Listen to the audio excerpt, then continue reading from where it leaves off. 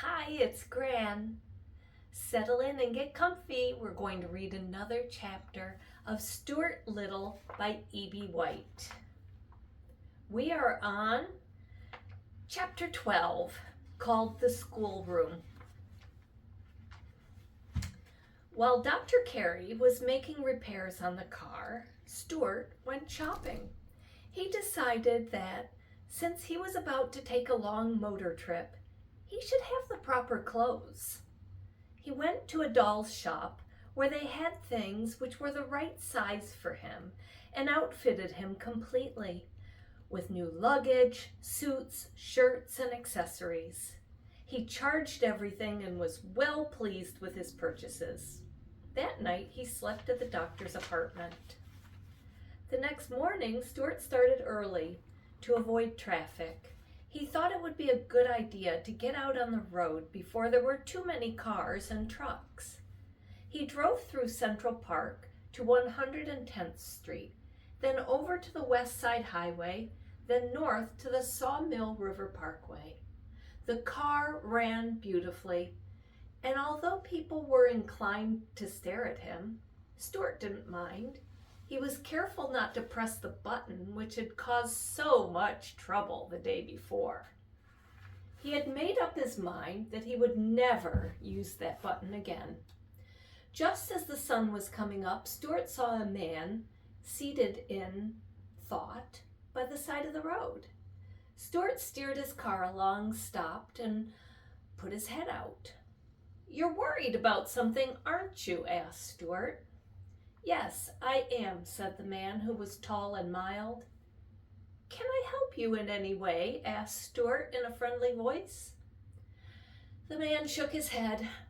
"It's an impossible situation, I guess," he replied. "You see, I'm the superintendent of schools in this town." "That's not an impossible situation," said Stuart. "It's bad, but it's not impossible." "Well," continued the man, "I've always got problems that I can't solve. Today, for instance, one of my teachers is sick. Miss Gunderson, her name is. She teaches number 7 school. I've got to find a substitute for her, a teacher who will take her place." "What's the matter with her?" asked Stuart. "Well, I don't know exactly. The doctor says she may have rhinestones," replied the superintendent. "Can you find another teacher?" asked Stuart. "No, that's the trouble. There's nobody in this town who knows anything. No spare teachers know anything. School is supposed to begin in an hour." "I will be glad to take Miss Gunderson's place for a day, if you would like," suggested Stuart agreeably. The superintendent of schools looked up. "Really?" "Certainly," said Stuart. "Glad to." He opened the door of the little car and stepped out. Walking around to the rear, he opened the baggage compartment and took out his suitcase. "If I'm to conduct a class in a schoolroom, I'd better take off these motorcycling togs and get into something more suitable," he said. Stuart climbed the bank, went into the bushes, and was back in a few minutes wearing a pepper and salt jacket, old striped trousers, a Windsor tie, and spectacles. He folded his other clothes and packed them away in the suitcase. "Do you think you can maintain discipline?" asked the superintendent. "Of course I can," replied Stuart. "I'll make the work interesting and the discipline will take care of itself. Don't worry about me." The man thanked him and they shook hands. At 9:15, the scholars had gathered in school number 7. When they missed Miss Gunderson and word got around that there would be a substitute, they were delighted. "A substitute," somebody whispered to somebody else. "A substitute, a substitute." The news traveled fast, and soon everyone in the schoolroom knew that they were all to have a rest from Miss Gunderson for at least a day, and were going to have the wonderful experience of being taught by a strange teacher whom nobody had ever seen before. Stuart arrived at 9. He parked his car briskly at the door of the school, stalked boldly into the room, found a yardstick leaning against Miss Gunderson's desk, and climbed hand over hand to the top. There he found an inkwell, a pointer, some pens and pencils, a bottle of ink, some chalk, a bell, 2 hairpins, and 3 or 4 books in a pile. Stuart scrambled nimbly up to the top of the stack of books and jumped for the button on the bell. His weight was enough to make it ring, and Stuart promptly slid down, walked to the front of the desk, and said, "Let me have your attention, please." The boys and girls crowded around the desk to look at the substitute. Everyone talked at once, and they seemed to be very much pleased. The girls giggled and the boys laughed, and everyone's eyes lit up with excitement to see such a small and good-looking teacher, so appropriately dressed. "Let me have your attention, please," repeated Stuart. "As you know, Miss Gunderson is sick, and I am taking her place." "What's the matter with her?" asked Roy Hart eagerly. "Vitamin trouble," replied Stuart. "She took vitamin D when she needed A. She took B when she was short of C, and her system became overloaded with riboflavin, thiamine hydrochloride, and even pyridoxine, the need for which in human nutrition has not been established. Let it be a lesson for all of us." He glared fiercely at the children, and they made no more inquiries about Miss Gunderson. "Everyone will now take his or her seat," commanded Stuart. The pupils filed obediently down the aisles and dropped into their seats, and in a moment there was silence in the classroom. Stuart cleared his throat. Seizing a lapel in either hand to make himself look like a professor, Stuart began, "Anybody absent?" The scholars shook their heads. "Anybody late?" They shook their heads.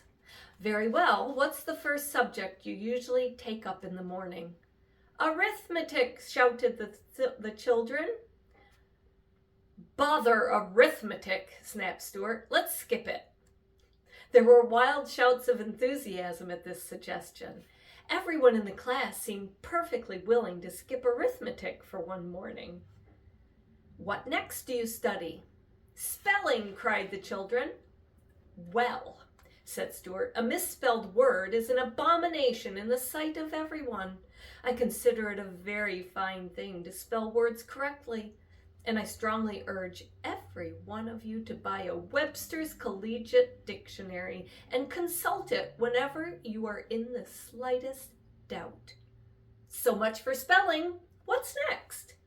The scholars were just as pleased to be let out of spelling as they were about arithmetic, and they shouted for joy, and everybody looked at everybody else and laughed and waved handkerchiefs and rulers, and some of the boys threw spitballs at some of the girls.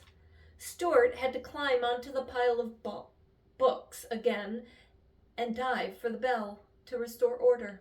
"What's next?" he repeated. "Writing," cried the scholars. "Goodness," said Stuart in disgust. "Don't you children know how to write yet?" "Certainly we do," yelled one and all. "So much for that, then," said Stuart. "Social studies come next," cried Elizabeth Gardner eagerly. "Social studies? Never heard of them," said Stuart. "Instead of taking up any special subject this morning, why wouldn't it be a good idea if we just talked about something?" The scholars glanced around at each other in expectancy. "Could we talk about the way it feels to hold a snake in your hand and then it winds itself around your wrist?" asked Arthur Greenlaw. "We could, but I'd rather not," said Stuart. "Could we talk about sin and vice?" pleaded Lydia Lacey. "Nope, try again," said Stuart. "Could we talk about the fat woman at the circus and she had hair all over her chin?" begged Isidore Feinberg reminiscently. "No," said Stuart. "I'll tell you. Let's talk about the king of the world." He He looked around the room, hopefully, to see how the children liked that idea. "There isn't any king of the world," said Harry Jameson in disgust. "What's the diff?" said Stuart. "There ought to be one." "Kings are old-fashioned," said Harry. "Well, all right then, let's talk about the chairman of the world. The world gets into a lot of trouble because it has no chairman. I would like to be chairman of the world myself." "You're too small," said Mary Bendix. "Oh, fish feathers," said Stuart. "Size has nothing to do with it. It's temperament and ability that count. The chairman has to have ability, and he must know what's important. How many of you know what's important?" Up went all the hands. "Very good," said Stuart, cocking one leg across the other and shoving his hands in the pockets of his jacket. "Henry Rackmeyer, you tell us what is important."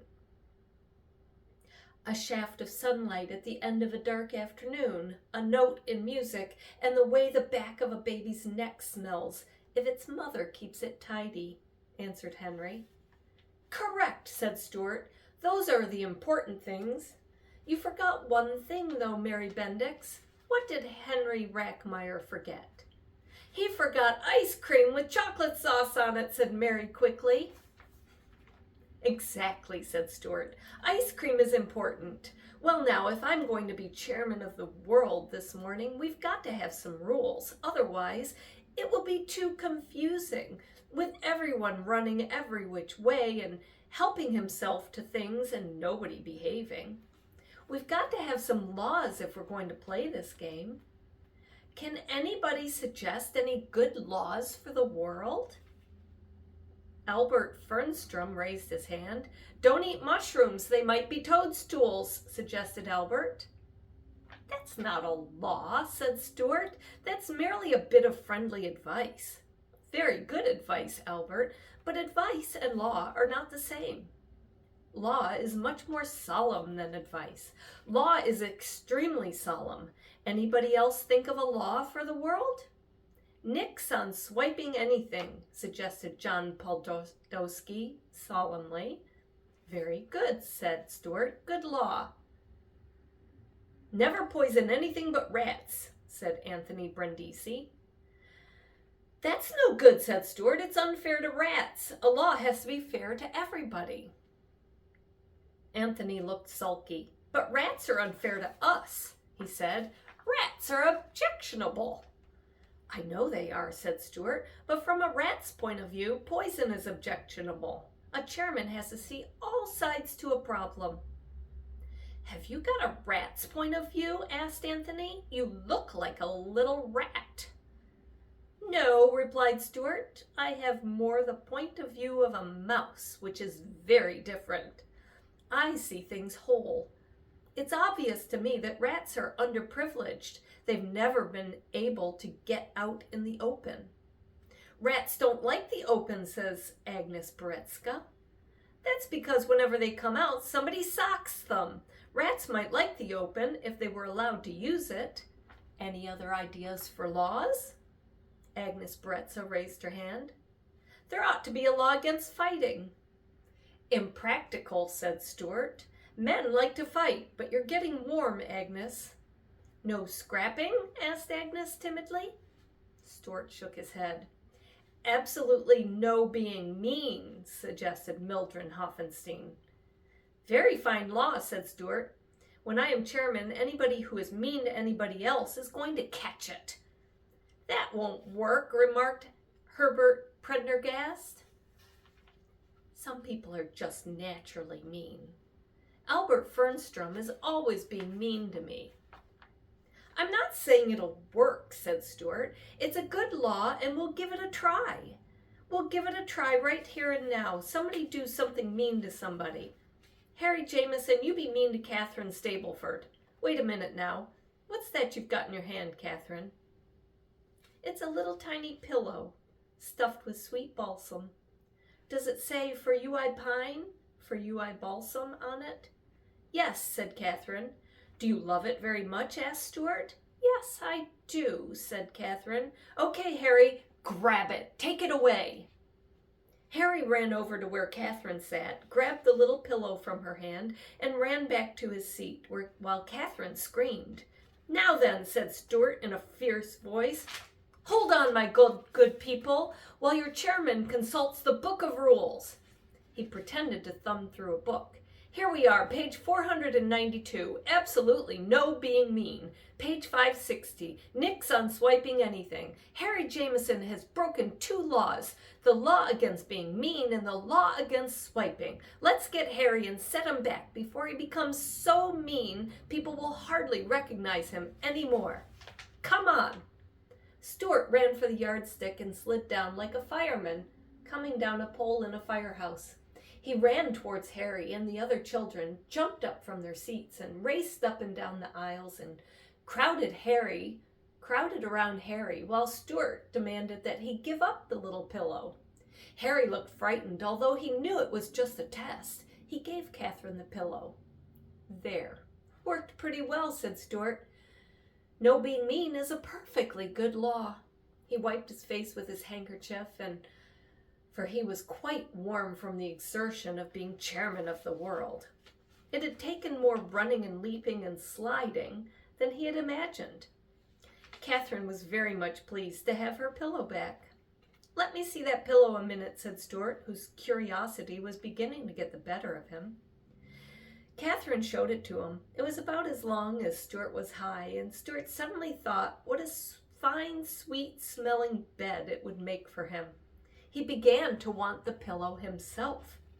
"That's a very pretty thing," said Stuart, trying to hide his eagerness. "You don't want to sell it, do you?" "Oh, no," said Catherine. "It was a present to me. I suppose it was given to you by a boy you met at Lake Hopatcong last summer, and it reminds you of him," murmured Stuart dreamily. "Yes, it was," said Catherine, blushing. "Ah," said Stuart, "summers are wonderful, aren't they, Catherine?" "Yes, and last summer was the most wonderful summer I've ever had in all my life." "I can imagine," replied Stuart. "You're sure you wouldn't want to sell that little pillow?" Catherine shook her head. "Don't know as I blame you," replied Stuart quietly. "Summertime is important. It's like a shaft of sunlight." "Or a note in music," said Elizabeth Aitchison. "Or the way the back of a baby's neck smells if its mother keeps it tidy," said Marilyn Roberts. Stuart sighed. "Never forget your summer times, my dears. Well, I've got to be getting along. It's been a pleasure to know you all. Class is dismissed." Stuart strode rapidly to the door, climbed into the car, and with a final wave of the hand, drove off in a northerly direction, while the children raced alongside and screamed, "Goodbye, goodbye, goodbye." They all wished they could have a substitute every day instead of Miss Gunderson. That was chapter 12. Hope you enjoyed it. Did you enjoy it, Tiger?